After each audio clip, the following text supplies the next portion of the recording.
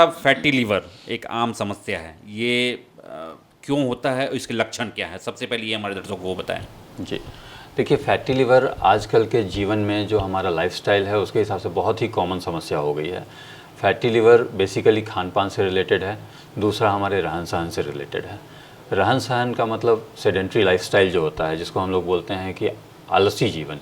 आलसी का मतलब हो गया हमें हमारी नौकरियां भी आजकल वैसी ही हो गई हैं कि हमें चेयर पे लंबे समय तक बैठे रहना है, कोई घूमना टहलना नहीं, चलने फिरने का कोई काम नहीं, बस पेन चलाना है। तो सबसे ज़्यादा प्रोन तो हम ही लोग होते हैं। तो जो सबसे ज़्यादा टाइम सेडेंट्री होते हैं उनको फैटी लिवर की समस्या सबसे ज़्यादा होती है। दूसरा कारण होता है कि हमारा खान पान जो बहुत ही फैटी डाइट लेते हैं, मार्केट की चीज़ें, जैसे कि हाई फैट डाइट हो गया। हाई फैट में आपका बर्गर, पिज़्ज़ा, चीज़ वाली चीज़ें, ये सारी चीज़ें जितनी ज़्यादा खाएंगे उतना ज़्यादा शरीर में फ़ैट जाता है। अगर शरीर को फ़ैट की ज़रूरत नहीं है उस फैट की, तो वो लिवर में जमा कर लेता है, और वही लिवर में जब फैट जमा हो जाता है तो उसको फैटी लिवर बोला जाता है। फैटी लिवर के कई सिम्टम्स आते हैं, लक्षण आते हैं। सबसे पहला जो होता है वो आपको पेट में हल्का भारी भारी सा लग सकता है, दाहिने साइड में, पेट के दाहिने साइड में ऊपर की तरफ पेट में भारीपन हो सकता है, हल्का दर्द हो सकता है, भूख कम लगने की समस्या हो सकती है, किसी काम में मन नहीं लगने की समस्या, चिड़चिड़ापन की समस्या, ये सारी समस्याएं आ सकती हैं। फैटी लिवर के कारण में अगर हम जाएं तो एक और कारण होता है अल्कोहलिक होना। अल्कोहल का अगर सेवन हम लोग ज़्यादा करते हैं तो उसमें भी फैटी लिवर की समस्या आती है। तो अल्कोहलिक फैटी लिवर एक अलग टोटल एंटिटी है जिसमें कई तरह की समस्याएं आगे चल के आ सकती हैं। Alcoholic liver disease alcoholic fatty liver हो जाता है, फिर उसमें अल्कोहलिक हेपेटाइटिस होता है जिसमें जॉन्डिस की समस्या आती है, उसमें वो बहुत ही ख़राब कंडीशन होता है जिसमें मरीज़ की जान जाने तक की समस्या है। उसके आगे जो आता है फिर लिवर सिरोसिस का लक्षण आ जाता है। तो ये सारे लक्षण आपको फैटी लिवर से आगे चल के हो सकते हैं। दूसरा समस्या जो बात हो रही थी हमारी कि अगर किसी को मोटापा है या फिर कोई दुबला आदमी है, उसमें भी फैटी लिवर हो सकता है क्या? तो फैटी लिवर की समस्या मोटे लोगों में ज़्यादा कॉमन होती है। डेफिनेटली ये पतले लोगों में, दुबले लोगों में भी हो सकती है, और उसका कारण होता है हमारा खान पान। कई लोग होते हैं जो खाते ज़्यादा हैं लेकिन फिर भी दुबले होते हैं। उनका एक कारण होता है वो एक्टिव ज़्यादा होते हैं, जो पचा लेते हैं। लेकिन अगर उनको भी उस फैट की ज़रूरत नहीं है, वो शरीर में एक्सेस है, तो वो लिवर में जाके जमा हो जाएगा और उसकी वजह से फैटी लिवर की समस्या आएगी। तो खान पान लिमिट में रहना चाहिए, आपका एक्टिविटी होना बहुत ज़रूरी है। फैटी लिवर से आजकल सबसे ज़्यादा जो समस्या आ रही है वो लिवर सिरोसिस की समस्या आ रही है। आगे चल के ये ग्रेड 1, ग्रेड 2, ग्रेड 3, ग्रेड 4 में जाता है, फिर लास्ट में ये लिवर सिरोसिस में कन्वर्ट हो जाता है। एक बार लिवर सिरोसिस हो गई फिर उसका रिवर्सल नहीं होता है। एक बार लिवर का सिरोसिस हो गया, इसका मतलब लिवर परमानेंटली डैमेज हो गया।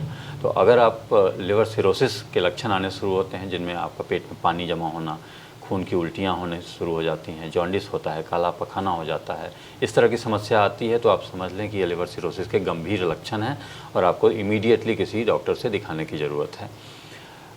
अगर हम बात करें फैटी लिवर से के इलाज की, तो फैटी लिवर से इलाज का जो उपाय है वो आपके कारणों में ही छुपा हुआ है। अगर आप अपना रहन सहन सुधार लेते हैं, अगर आप डेली एक्टिविटी, रेगुलर एक्सरसाइज करने लग जाते हैं, खान पान को सही कर लेते हैं, फैटी डाइट कम लेते हैं, फाइबर डाइट ज़्यादा लेते हैं, तो फैटी लिवर की समस्या ग्रेजुअली रिग्रेस कर जाती है। आजकल कई दवाइयाँ भी आ गई हैं फैटी लिवर के लिए जो ज़रूरत के हिसाब से मरीजों को दी जाती हैं।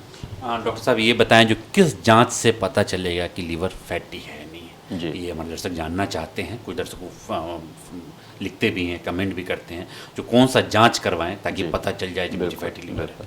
देखिए, जो सबसे आसान और सबसे कॉमन जांच है वो है अल्ट्रासाउंड।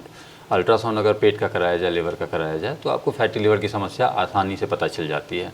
उसके बाद होता है कि ये फैटी लिवर की समस्या कितनी गंभीर है, उसकी जांचें अलग होती हैं। जैसे कुछ खून के टेस्ट हुए जिसमें आपका SGPT का लेवल बढ़ा हुआ है या घटा हुआ है, ये पता चलना है।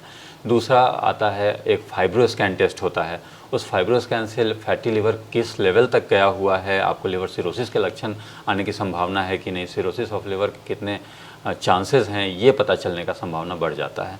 तो आमतौर पर अगर हमको टेस्ट कराना है तो सबसे पहला अल्ट्रासाउंड होता है, कुछ ब्लड टेस्ट होते हैं, उसके बाद फाइब्रोस्कैन का टेस्ट आता है। जब स्टार्टिंग में जब पेशेंट आते हैं तो आप किस तरह की दवा चलाते हैं, मतलब शुरुआती दौर में? फिर बाद में लीवर सिरोसिस होता है, उसका अलग इलाज होता होगा, लेकिन स्टार्टिंग फेज में क्या कौन सी दवा देते हैं? देखिए कई तरह की दवाइयाँ आ गई हैं आजकल फैटी लिवर के लिए। उसमें कुछ तो ऐसी दवाइयाँ हैं जो शुगर के मरीजों को भी चलती हैं और उससे भी फैटी लिवर पे असर पड़ता है। तो मेटफॉर्मिन एक दवाई होती है, वो हम लोग चलाते हैं। दूसरा होता है आपका विटामिन ई की दवाइयाँ आती हैं, वो हम लोग देते हैं। ओमेगा 3 फैटी एसिड्स होती हैं, वो चलाई जाती हैं। पायोग्लिटाजोन एक दवाई है, सैरोग्लिटाजार है, ये बहुत सारी दवाइयाँ हैं जिनको हम लोग चलाते हैं और उससे लिवर सिरोसिस पे फैटी लिवर पे असर आता है। नई दवाइयों में आजकल एक ओबेटिकोलिक एसिड करके एक दवाई आई है, उसका भी असर देखा गया है कि बहुत अच्छा है फैटी लिवर पे, स्पेशली जिसमें उसके साथ SGPT भी बढ़ा हुआ है, तब उसको चलाने का इंडिकेशन बनता है।